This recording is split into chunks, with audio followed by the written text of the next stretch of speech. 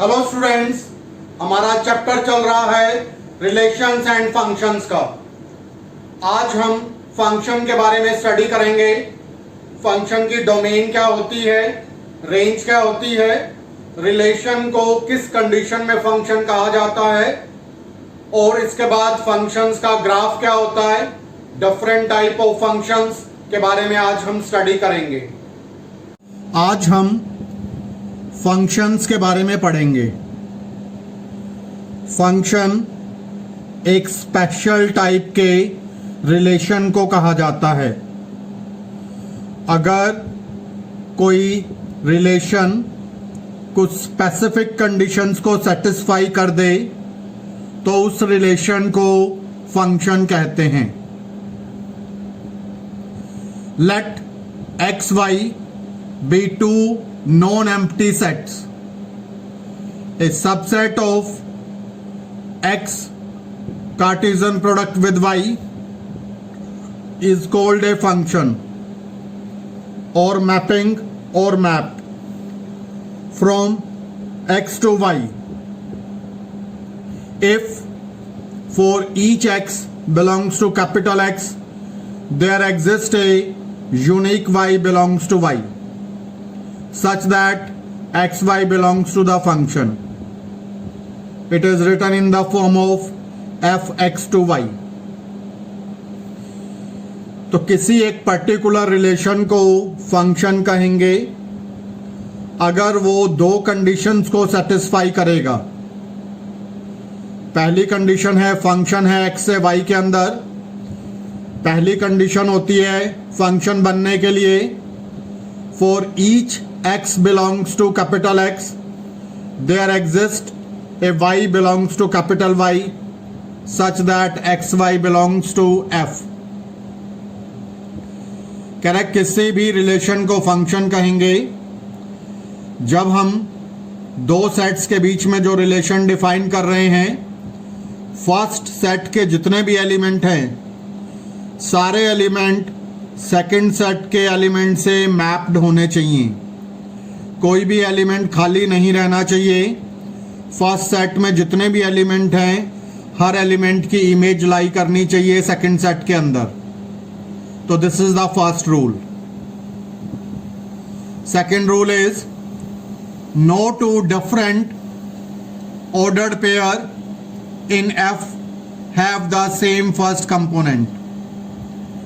जब हम relation define कर लेंगे तो कह रहा है कि अगर कोई भी दो डिफरेंट ऑर्डर्ड पेयर हैं उन दो डिफरेंट ऑर्डर्ड पेयर्स में फर्स्ट कंपोनेंट सेम नहीं होना चाहिए। अगर कोई रिलेशन इन दो कंडीशंस को सेटिस्फाई करता है, पहली कंडीशन है फर्स्ट सेट में जितने भी एलिमेंट हैं हर एलिमेंट सेकंड सेट के एलिमेंट के साथ मैप्ड होना चाहिए, कोई भी एलिमेंट खाली नहीं होना चाहिए। और दूसरा रूल है कि जब फंक्शन बनाएंगे तो जितने भी ऑर्डर्ड पेयर बनते हैं किन्हीं भी दो डिफरेंट ऑर्डर्ड पेयर्स में फर्स्ट कंपोनेंट सेम नहीं होना चाहिए। फंक्शन को हम एक मशीन की तरह भी समझ सकते हैं। Function is a rule. Rule means कोई मशीन है तो जब किसी मशीन में हम कुछ इनपुट डालते हैं तो मशीन अपना वर्क करके आउटपुट हमें देती है। तो फंक्शन भी यही काम करता है। तो इस मशीन में इनपुट में डालेंगे सेट x के element, x belongs to capital X। कोई भी कैपिटल X का एलिमेंट डाला, जितने भी कैपिटल X के एलिमेंट हैं सारे इस मशीन में 1 by 1 डलने चाहिए, कोई भी एलिमेंट रहना नहीं चाहिए। This is the first rule for all x belongs to capital X। जितने भी कैपिटल X के एलिमेंट हैं फर्स्ट सेट के एलिमेंट हैं सारे इस मशीन में डलने चाहिए, कोई भी एलिमेंट खाली नहीं रहना चाहिए। उस पर हम रूल अप्लाई करेंगे। रूल अप्लाई करने के बाद हमें आउटपुट मिलेगी। The output will be the element of the set y। Second set के एलिमेंट आउटपुट की फॉर्म में मिलेंगे, दैट इज fx, जो सेकंड सेट के एलिमेंट होते हैं उनको fx से भी रिप्रेजेंट करते हैं या y से भी रिप्रेजेंट करते हैं। तो जब फर्स्ट सेट के एलिमेंट इनपुट में डालेंगे, सेकंड सेट के एलिमेंट आउटपुट की फॉर्म में निकलेंगे। तो आइए फंक्शन को एक एग्जाम्पल की हेल्प से समझते हैं। Examine each of the following relation given below and state in each case giving reasons whether it is a function or not। हमें एक रिलेशन दिया गया, इस रिलेशन के एलिमेंट हैं 2 1 3 1 4 2। तो पूछा गया ये रिलेशन फंक्शन है या नहीं। पहला रूल तो इस पर लगेगा नहीं, रीजन क्योंकि हमें कैपिटल X और कैपिटल Y गिवन ही नहीं है कि फंक्शन किन दो सेट्स के बीच में डिफाइंड है। तो फर्स्ट रूल को हम चेक नहीं कर सकते क्योंकि फर्स्ट रूल कैपिटल X अगर हमें गिवन होता तो चेक हो पाता। तो हम सिर्फ सेकंड रूल को ही चेक कर पाएंगे इस रिलेशन के अंदर। तो ये ऑर्डर पेयर है 2 1, दिस इज 3 1, दिस इज 4 2। कह रहा है कोई भी दो डिफरेंट ऑर्डर पेयर लोगे आप, उनका फर्स्ट एलिमेंट सेम नहीं होना चाहिए। तो हम देख रहे हैं कि नी का भी फर्स्ट एलिमेंट सेम नहीं है, तो इट इज़ ए फंक्शन। क्योंकि दो डिफरेंट ऑर्डर पेयर के अंदर फर्स्ट एलिमेंट सेम नहीं होना चाहिए, तो वो नहीं है। तो इसने फंक्शन का सेकंड रूल सेटिस्फाई कर दिया। तो therefore this relation is a function. Second example discuss करते हैं। हमें एक रिलेशन गिवन है 2 2 2 4 3 4 4 4। तो दो डिफरेंट ऑर्डर्ड पेयर हैं, दैट इज 2 4 एंड 2 2, और इन दोनों में फर्स्ट एलिमेंट सेम है। इसका भी फर्स्ट एलिमेंट 2 है और इसमें भी फर्स्ट एलिमेंट 2 है। Therefore it is not a function. Condition ये है कि दो डिफरेंट ऑर्डर्ड पेयर में फर्स्ट एलिमेंट सेम नहीं होना चाहिए। Therefore it is not a function. Next, third part, let R is a relation having the element 1 2 2 3 3 4 4 5 5 6 6 7। तो किन्हीं भी दो डिफरेंट ऑर्डर्ड पेयर्स के फर्स्ट एलिमेंट सेम नहीं हैं, so the given relation is a function. Next is image and pre image.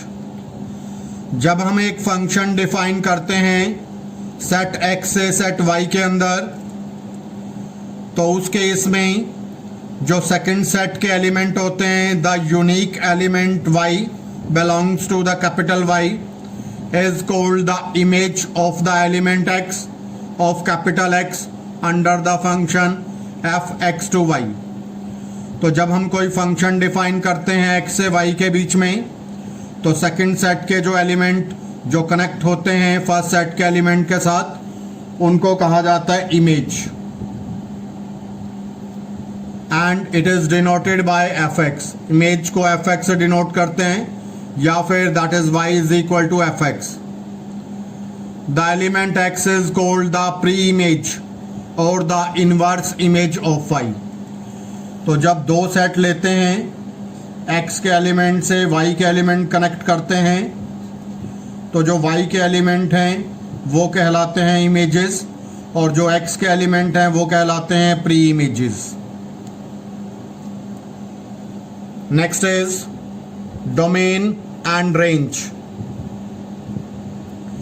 Late f be the function from x to y, then capital X is called the domain of the function f, and the set y is called codomain of the function f।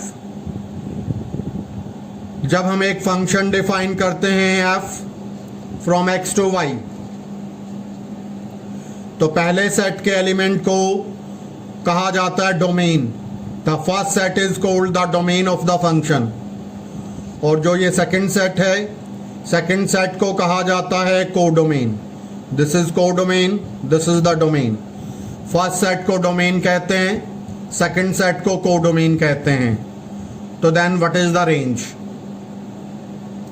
The set of the consisting of all the images of the elements of x under the function f is called the range of f. Range होती है जब हम x के element को y के element से connect करते हैं, तो जो y के एलिमेंट कनेक्ट हो जाते हैं उनकी कलेक्शन को कहा जाता है रेंज. रेंज हमेशा कोडोमेन का सबसेट होती है. जब हम एक फंक्शन डिफाइन करते हैं सेट x से y के अंदर, रूल है कि सेट x में तो कोई खाली एलिमेंट रहना नहीं चाहिए, लेकिन y में खाली एलिमेंट रह सकते हैं. तो जो एलिमेंट कनेक्ट हो जाते हैं x के साथ y के, उन एलिमेंट की कलेक्शन को कहा जाता है रेंज, और पूरे सेट को कहते हैं कोडोमेन. तो रेंज हमेशा कोडोमेन का सबसेट होती है. आइए डोमेन और रेंज को एग्जाम्पल की हेल्प से समझते हैं. Let capital N be the set of natural numbers and the relation R be defined on set of natural numbers such that R is having the element xy where y is equal to 2 times of x. xy belongs to natural number. तो हम जानते हैं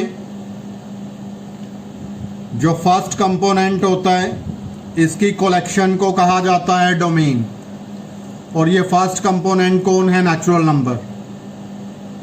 तो हमारे पास x belongs to capital N, x belongs to natural number. So the domain of the function different natural numbers को collect करेंगे तो हमारे पास बन जाएगा set of natural numbers. So इस फंक्शन की डोमेन बनेगी सेट ऑफ नेचुरल नंबर, क्योंकि x की वैल्यू 1 ले सकते हैं, 2 ले सकते हैं, 3, 4, 5, 6, 7, 8, 9, 10 एंड सो ऑन. तो सारा ही नेचुरल नंबर का सेट बन जाएगा. तो डोमेन हो जाएगी फंक्शन की नेचुरल नंबर. y है 2x के बराबर, तो x की वैल्यू रखूंगा 1 तो y की वैल्यू आ जाएगी 2, x की वैल्यू 2 तो y की value 4, x3 y6 x4 y8. तो हमारे पास y की वैल्यू की कलेक्शन करेंगे तो it is 2, 4, 6, 8 and so on. This is set of even natural numbers. तो रेंज हो जाएगी set of even natural numbers. Codomain बोलते हैं सेकंड सेट को. फर्स्ट सेट को डोमेन, सेकंड सेट को कोडोमेन. यहाँ फर्स्ट सेट भी नेचुरल नंबर है और सेकंड सेट भी नेचुरल नंबर, तो डोमेन भी नेचुरल नंबर है और कोडोमेन भी नेचुरल नंबर. तो फंक्शन की कोडोमेन हो गई सेट ऑफ नेचुरल नंबर. तो अब हमसे ये पूछा गया क्या ये जो गिवन रिलेशन है ये एक फंक्शन है? यस, क्योंकि जो भी कोई भी दो डिफरेंट ऑर्डर्ड पेयर लेंगे उसमें फर्स्ट एलिमेंट की वैल्यू सेम नहीं है. So the given relation is a function. और वैसे भी इस गिवन रिलेशन में रूल लग रहा है y is equal to 2x, तो डिफरेंट x पुट करने पर डिफरेंट y मिलते हैं. So this is a function. Now this question is the most important question. Normally this question appeared in tests and in September exam and in March exam also. Find the domain and range of the following real functions. Function given है पहला में fx equal to minus modulus x. तो क्योंकि ये real function है इसीलिए domain बनेगी. Domain is the collection of values of x, और x कौन है? x है रियल नंबर. तो डिफरेंट रियल नंबर्स को कलेक्ट करेंगे तो डोमेन बन जाएगी सेट ऑफ रियल नंबर्स. जब x की रियल वैल्यूज पुट करेंगे इसके अंदर तो मॉडुलस का साइन लगा हुआ है. मॉडुलस क्या करता है? नेगेटिव नंबर को पॉजिटिव करके बाहर निकालता है. तो इसमें से जो भी नंबर निकलेगा वो पॉजिटिव होके बाहर निकलेगा. बाहर माइनस का साइन है तो रेंज बनेगी हमेशा नेगेटिव. या फिर अगर अंदर ज़ीरो रखेंगे तो रेंज बन जाएगी ज़ीरो. तो रेंज की मैक्सिमम वैल्यू हो सकती है 0 या फिर नेगेटिव हो सकती है। तो जब हम फंक्शन की रेंज बनाएंगे तो range of the function will be -∞ to 0। कभी भी इन्फिनिटी या -∞ के साइड पर ब्रैकेट लगती है तो it is the open bracket, और 0 क्योंकि f(x) की वैल्यू 0 भी आ सकती है तो 0 की साइड पर क्लोज ब्रैकेट लगाएंगे। क्लोज ब्रैकेट का मतलब है 0 is also the part of interval. Next is f(x) is equal to √9 - x²। किसी भी नेगेटिव नंबर का स्क्वायर रूट होता है इमेजिनरी नंबर। तो हम फंक्शन में डील करते हैं सिर्फ रियल फंक्शंस। तो स्क्वायर रूट के अंदर ये जो नंबर है it should be always positive और 0। तो 9 - x² should be greater than equal to 0। 9 को लिखा 3² - x², a² - b² का फॉर्मूला लगाएंगे। a - b into a + b greater than equal to 0। दो नंबर्स हैं, एक है 3 - x और दूसरा नंबर है 3 + x। इन दो नंबर्स का प्रोडक्ट है पॉजिटिव। ग्रेटर देन 0 का मतलब होता है पॉजिटिव या फिर 0 हो सकता है। दो नंबर का प्रोडक्ट पॉजिटिव तभी हो सकता है या तो दोनों पॉजिटिव हों तब या फिर दोनों नेगेटिव हों तब। तो पहला केस लेंगे, both the numbers are positive. 3 - x is greater than equal to 0 and 3 + x is greater than equal to 0। Simplify करेंगे, -x greater than equal to -3 and x greater than equal to -3। जब हम इन equation के अंदर जिसमें greater than less than का sign होता है उनको कहा जाता है इनइक्वालिटीज। तो इनइक्वालिटीज के अंदर अगर दोनों साइड माइनस माइनस कैंसिल करें तो ये साइन चेंज हो जाता है। जो ग्रेटर देन का साइन है वो लेस देन में कन्वर्ट हो जाएगा। तो x is less than equal to 3 and x is greater than equal to -3। एक रियल नंबर लाइन ले ली, x की वैल्यू है 3 से छोटी। 3 से छोटे नंबर लाई करते हैं लेफ्ट साइड पर, और x की वैल्यू है -3 से बड़ी। -3 से बड़े नंबर लाई करते हैं इधर राइट साइड पर। तो इन दोनों लाइनों का जो कॉमन पोर्शन है वो है -3 से 3 तक। तो सॉल्यूशन बन गया x belongs to -3 to 3 close bracket. दूसरे पार्ट को सोल्व किया, दोनों को नेगेटिव ले लिया।